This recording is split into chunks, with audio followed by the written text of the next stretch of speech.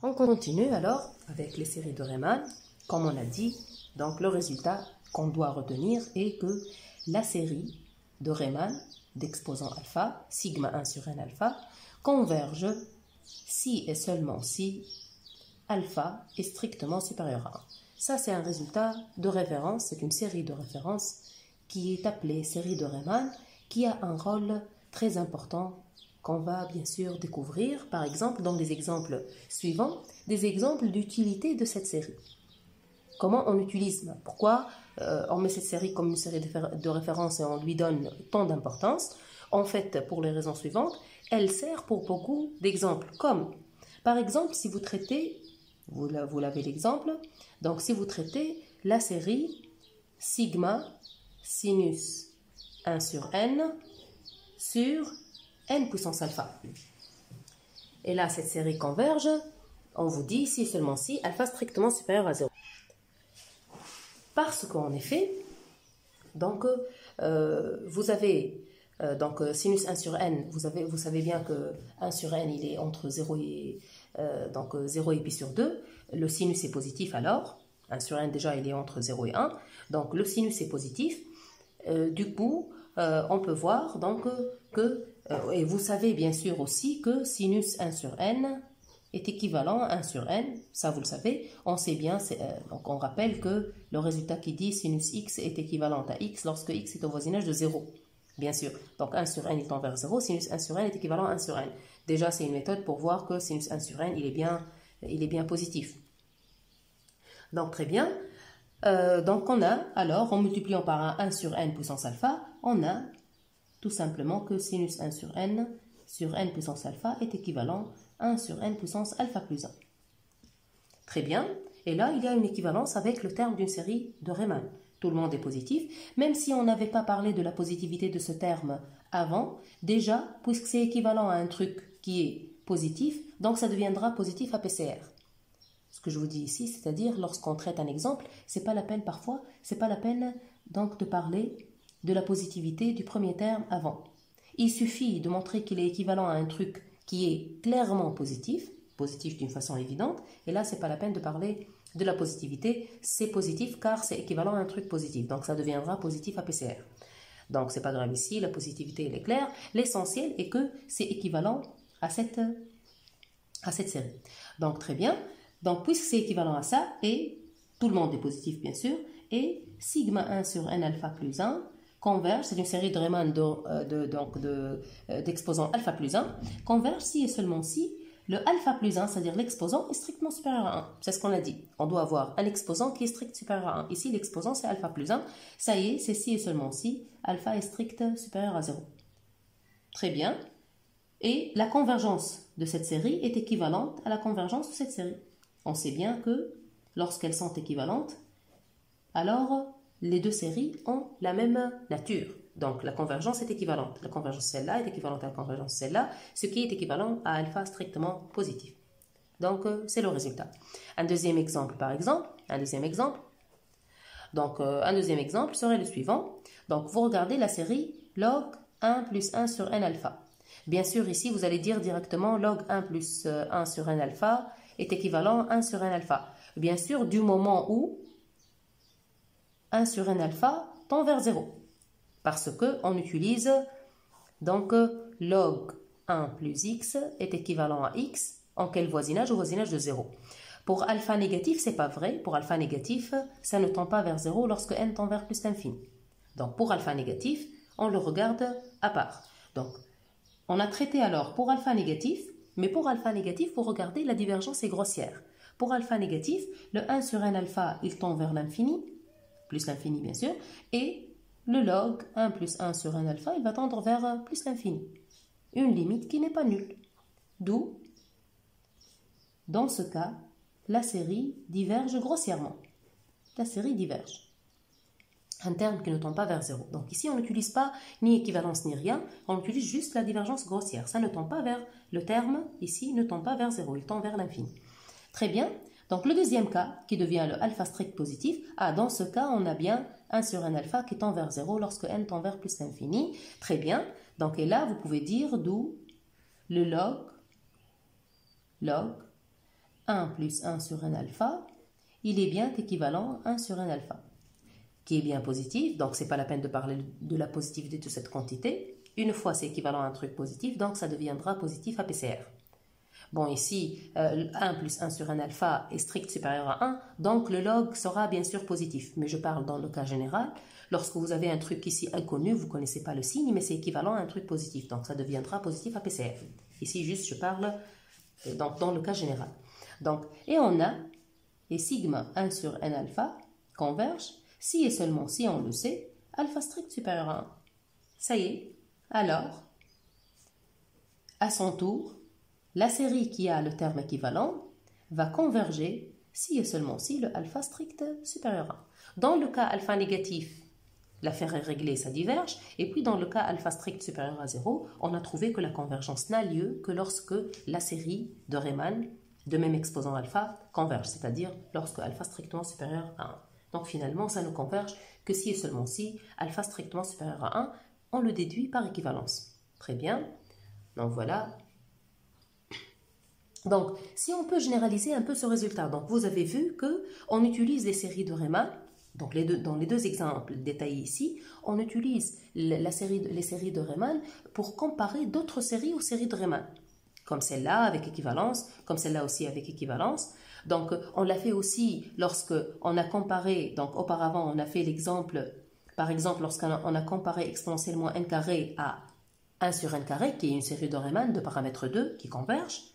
Donc voilà, donc on l'a fait avant, donc on a dit que exponentiellement 1 carré qui est un petit taux de 1 sur n carré, donc ça y est, alors puisque celle-là converge, celle-là aussi converge parce qu'elles sont les deux à terme positif, donc on utilise beaucoup les séries de Riemann, donc dans des cas comme les cas détaillés ici. On pourra alors généraliser, on pourra dire que dans la proposition suivante, si vous avez par exemple, si jamais vous avez, donc c'est la proposition de 4.1. Si jamais vous avez un terme un, une suite réelle, soit un une suite réelle, donc soit un, donc une suite réelle, et là vous avez que un est positif, une suite positive, et vous avez que limite, donc c'est écrit quel que soit n, un est positif, ça pourrait être APCR, même APCR, parce qu'APCR, ça ne change rien dans la nature, on l'a bien dit. Donc, même si vous trouvez des résultats qui sont dits pour positifs, vous comprenez que c'est vrai aussi pour APCR, parce que ça ne change rien. Donc, on le dit pour positif et on le comprend que c'est même vrai pour APCR. Donc, l'essentiel est que si j'ai un dans R+, même APCR, et j'ai limite, lorsque n tend vers plus l'infini, de n puissance alpha fois le terme n égale une limite n, bien sûr, celui-là est positif, c'est une limite qui sera dans R plus bar, bien sûr, parce que la quantité est positive, donc la limite, elle va varier de 0 à l'infini. Si cette limite existe, on dit bien si. Si on a ça. Si on a ça, alors on aura l'un des trois cas. On a ou bien L est strict positif, et là, très bien, vous pouvez dire alors que UN est équivalente à L sur n alpha, parce qu'ici, si L égale à l'infini ou L égale à 0, on ne pourra pas passer à l'équivalent, hein. Mais sinon, si L est strict positive, et là, vous pourrez dire que UN est équivalente plutôt à L sur n alpha. Et là, vous aurez que sigma UN a la même nature,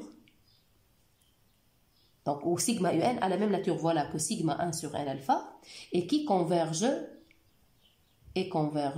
si et seulement si, même nature, et converge si et seulement si alpha strict supérieur à 1. Là, par équivalence, une fois vous avez multiplié un par une puissance n alpha, quelconque, l'essentiel que vous avez multiplié, et vous avez trouvé une limite. Si vous trouvez une limite stricte positive, et là, ça y est, vous avez un équivalent. Si vous avez un équivalent, directement, vous avez alors que sigma un, elle aura la même nature que sigma 1 sur n alpha. Donc, elle convergera dans un seul cas, si et seulement si, alpha strict supérieur à 1. Une fois vous avez une limite stricte positive ici, vous aurez alors donc un équivalent qui va résoudre votre problème de recherche de la nature à l'aide d'une série de Riemann. Que ce soit alpha, il est strict supérieur à 1, vous allez dire alors converge. Que ce soit il est inférieur ou égal à 1, vous allez dire que votre sigma un diverge. L'essentiel, vous allez résoudre votre question de la recherche de la nature. Donc ici, c'est le premier cas. Le deuxième cas, si la limite sera nulle. Et là, si la limite est nulle, vous aurez la limite. Finalement, cette limite-là, puisqu'elle est nulle, mais elle est égale à la limite un sur 1 sur n alpha, comme on l'a fait avant dans les exemples lorsqu'on a comparé avec 1 sur n carré. C'était n carré en multiplicatif, puis on a fait cette comparaison. Et ça donnera que un égale petit o de 1 sur n alpha.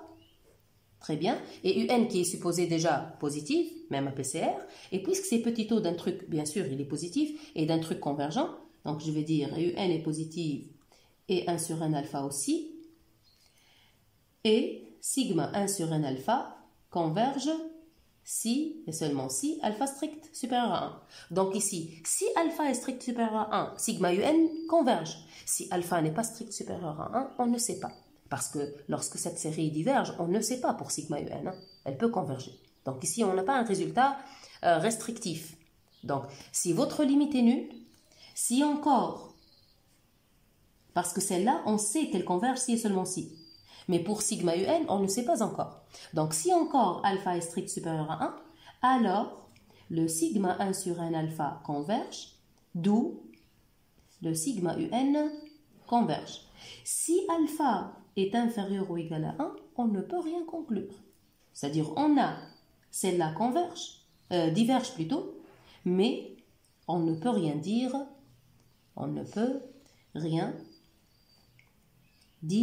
pour sigma un.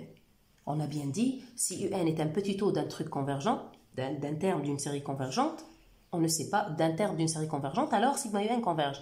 Mais si un est un petit taux d'un terme d'une série divergente, on ne peut rien conclure pour un. D'ailleurs, on peut le voir, on a bien 1 sur 1 carré, la série convergente de 1 sur 1 carré, mais c'est un petit taux de 1. Un petit taux de 1 parce qu'il tend vers 0. Hein. Vous divisez 1 sur 1 carré sur 1, vous trouvez la limite nulle. Donc, et sigma 1 diverge, on l'a bien dit, sigma 1 diverge. Lorsque vous calculez les sommes partielles, vous allez trouver n ou n plus 1, c'est-à-dire ça tend vers l'infini. Mais sigma 1 sur 1 carré converge. C'est-à-dire une série convergente peut être un petit taux d'une série divergente. Donc, mais si un est un petit taux d'une série convergente, alors sigma un converge. Ça, c'est ce qu'on a dit, juste je suis en train d'insister et de rappeler pour bien retenir la proposition. Donc très bien, donc ici, si jamais vous multipliez, vous trouvez une limite nulle, donc vous allez trouver cette relation de petit taux.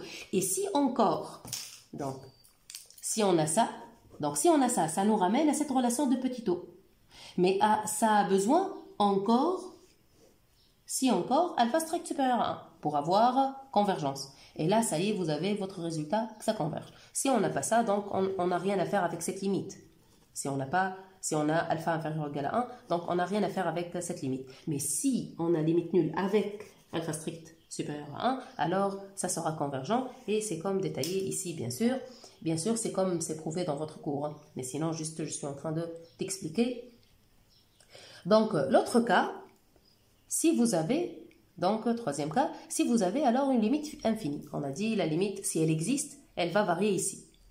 Dans le cas la limite n'existe pas, ça sera un autre cas. Donc, on ne détaille pas ici ce cas-là. Juste ici, on a dit si il y a une limite. Si on multiplie un par un certain n alpha et on trouve une limite, qu'est-ce qu'on peut dégager comme des conséquences? Et si L égale à plus l'infini, vous aurez ça.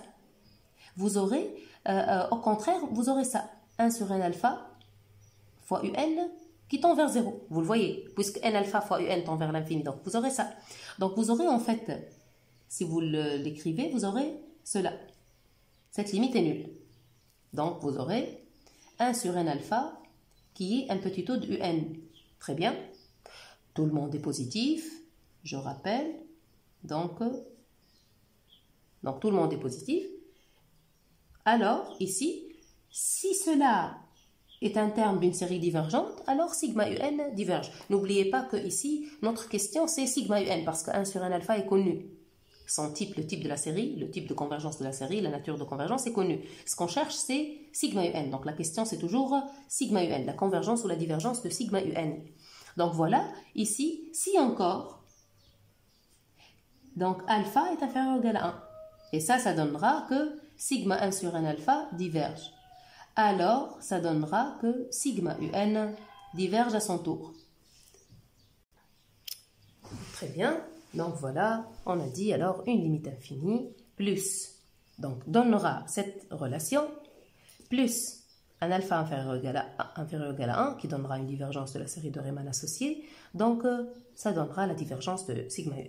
Bien sûr, si la limite infinie avec, donc mais si alpha strict supérieur à 1, c'est-à-dire limite infinie avec un truc qui fera converger cette série, on ne peut rien dire de cette série. Comme on a dit dans cet exemple, on pourra avoir ici un truc convergent avec ici un truc divergent. C'est-à-dire, si ce truc-là converge, le terme, c'est-à-dire la série de ce terme-là converge, on ne pourra rien conclure avec la série de ce terme. Donc, mais si on a ça, on ne peut rien conclure. C'est-à-dire, ça sera inutile cette limite, on ne peut rien conclure. Donc, cette limite infinie n'est utile que si elle est associée avec un paramètre alpha inférieur ou égal à 1. Aussi, cette limite nulle ne sera utile que si elle est associée à un paramètre alpha strictement supérieur à 1. Cette proposition-là, on l'appelle en réalité, on l'appelle le critère de Riemann. Il a encore d'autres versions, le critère de Riemann. Qu'est-ce qu'on veut dire par le critère de Riemann? Vous allez l'utiliser en deuxième année couramment. Aussi, on est en train de l'introduire en première année. Ce critère-là, il vous permet d'utiliser les séries de Riemann, ce que vous connaissez sur les séries de Riemann, pour déduire la nature d'autres séries, comme on a fait ici dans les exemples. On l'a fait par équivalent. Ici, on l'a fait par petit o. On pourra alors toujours l'appliquer, toujours penser à ça lorsqu'on a des termes de série qu'on pourra trouver une relation avec des termes de série de Riemann. Ici, on a pu trouver une relation. Ici aussi, on a pu trouver une relation avec un terme d'une série de Riemann. Ici aussi, on a trouvé une relation d'équivalence, plutôt de comparaison négligeable devant, donc de comparaison avec le terme d'une série de Riemann. Donc, ce critère-là vous permet toujours à vous ramener, pas toujours, c'est-à-dire dans les exemples adéquats, à vous ramener à des séries de Riemann. Très bien. Donc encore, si vous voyez par exemple n'importe quelle série de la forme, donc l'exemple, c'est un peu ce qu'on a fait avant dans les exemples avec exponentiellement racine n, etc. Donc ici, ça vous donne sigma n puissance alpha exponentielle moins lambda n. Ici, c'est un facteur de n avec lambda constante, constante réelle positive, et alpha réelle, puissance réelle quelconque. Et là, ça vous dit que cette série-là converge toujours. Pourquoi? En fait, comme on a fait avant dans des exemples précédents, il n'a qu'à multiplier par n carré. N carré comme un exemple, parce que sigma 1 sur n carré converge. Mais sinon, vous pouvez multiplier par n'importe quelle puissance. L'essentiel que cette puissance-là soit strictement supérieure à 1 pour avoir un truc convergent. Et là, avec cette puissance, avec la puissance alpha exponentielle moins lambda n, lambda est strict positif, on sait toujours que c'est exponentielle qui l'emporte. N'importe quelle puissance à côté, c'est exponentielle qui l'emporte.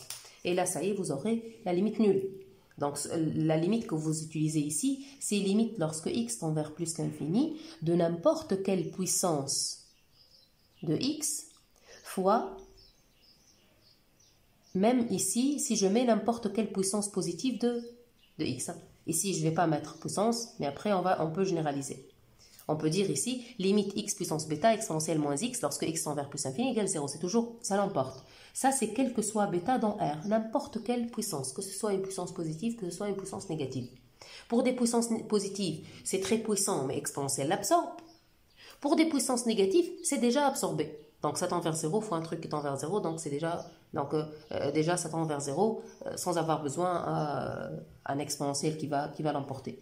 Donc vous avez, dans le cas général, quel que soit bêta réel, vous aurez que n'importe quelle puissance de x fois exponentielle moins x égale 0. C'est vrai aussi pour n'importe quel polynôme, c'est-à-dire même une somme de puissance, et là vous aurez toujours l'exponentielle qui l'emporte. Très bien, on applique ça ici. Bien sûr, le facteur lambda ici, par un changement de variable, il peut être mis à côté. L'essentiel que vous avez votre x ici qui ramène vers l'infini, et vous aurez ici votre puissance de x. Très bien, et ça ramène vers 0. Ce qui donne directement que n alpha exponentielle moins lambda n est un petit taux de 1 sur n carré. Parce que vous allez diviser par 1 sur n carré. C'est ce qu'on fait. Et tout le monde est positif. Donc, les termes sont positifs. Et encore, celle-là converge. D'où, ça y est, d'où sigma n alpha exponentielle moins lambda n converge. Bien sûr, ça c'est quel que soit lambda positif, quel que soit alpha réel. quel que soit alpha réel et lambda strict positif. Bien sûr, c'est primordial d'avoir un lambda strict positif. Si lambda n'est pas strict positif, ici, il y aura une divergence grossière. On aura une limite qui n'est pas nulle dans le terme. Voilà, ça c'est un exemple. Voilà, là où on applique le critère de Riemann. On fait la multiplication. Voilà, donc ici, bon, c'est écrit grand O. Grand O ou petit O, c'est la même chose. Mais avec une limite nulle, vous trouvez petit O. C'est pas que grand O ou petit O, c'est la même chose. Mais grand O ou petit O donnent le même résultat pour la convergence. C'est pas la même chose en elle-même, mais ça donne le même résultat pour la convergence. Mais ici, avec une limite nulle, vous trouvez petit O. Si vous trouvez aussi grand O, mais là, vous pouvez le faire. Donc, c'est dans ce cadre que vient cette remarque. Donc, la remarque, encore en détail le critère de Riemann. Donc, si vous avez les limites c'est détaillé. On a détaillé ici le cas des limites. Si vous avez une limite, c'est bien. Mais si vous avez encore un cas qui n'est pas vraiment très fort comme une limite, c'est-à-dire si vous avez, par exemple, alpha strictement, si pour un alpha strictement supérieur à 1 et pour un m positif, vous avez ça. N alpha fois un inférieur à m. Avec m, un dès le début, positive à PCR. Donc, avec où un est positive à PCR. Dès le début, on a supposé positive à PCR. Donc dans ce cas-là, vous aurez directement, grâce à la positivité, parce qu'avec la positivité, on n'a pas besoin des valeurs absolues. Donc, vous avez directement que un est un grand taux de 1 sur n alpha. Donc, ce n'est pas la peine d'avoir une limite, même si vous avez une majoration comme ça, et ça donnera grand taux. Et grand taux donnera les mêmes résultats, avec alpha strictement supérieur à 1. Donc, vous aurez, et tout le monde est positif, et encore la série qui converge, d'où le sigma un converge. Donc ici, c'est une généralisation. Ce n'est pas la peine d'avoir une limite, même si vous avez juste une majoration comme ça. Donc encore, si pour alpha inférieur ou égal à 1 et m strictement positif, vous avez n alpha un est supérieur ou égal à petit m. Cela même à PCR, même à partir d'un certain rang. Donc, on n'impose pas que cela, donc même à PCR. Parce que PCR suffit pour donner des relations de comparaison et pour donner la nature d'une série. Ce n'est pas la peine de l'imposer dès le début. L'essentiel, une fois on a ça, c'est-à-dire vous pourrez diviser de ce côté par n alpha, de ce côté par m est strict positive, on l'a bien dit. Pour m nul, ça ne marche pas. Pour m strict positive. Bien sûr, et là ça donnera quoi? Ça donnera que 1 sur n alpha, donc ça implique 1 sur n alpha inférieur ou égal 1 sur petit m fois un, et là c'est comme un grand m ici, et ça donnera que 1 sur n alpha est un grand taux de un. Donc même si on n'a pas une limite, là-bas on a détaillé, on a dit avec des limites, mais ici, même si on n'a pas une limite, ici même le cas des limites est bien indiqué, donc et vous aurez grand taux de un implique que avec alpha inférieur ou égal à 1, donc 1 sur n alpha est positif, 1 sur n alpha est positif, un est positif, à PCR bien sûr, et sigma 1 sur n alpha diverge dans ce cas, parce que dans ce cas elle diverge, ça y est, d'où sigma un diverge à son tour. Diverge aussi. Très bien. Donc, si on récapitule un peu le critère de Riemann, on va dire ça. Pour un positive à PCR, on a l'un des cas suivants. Donc, si on n'a pas l'un des cas suivants, c'est-à-dire on sort de cette proposition. Mais sinon, si on a l'un des cas suivants, si on a limite, comme on a dit, n alpha un égale une limite, donc appartient à 0 ouvert plus l'infini, c'est-à-dire limite non nulle et non infinie.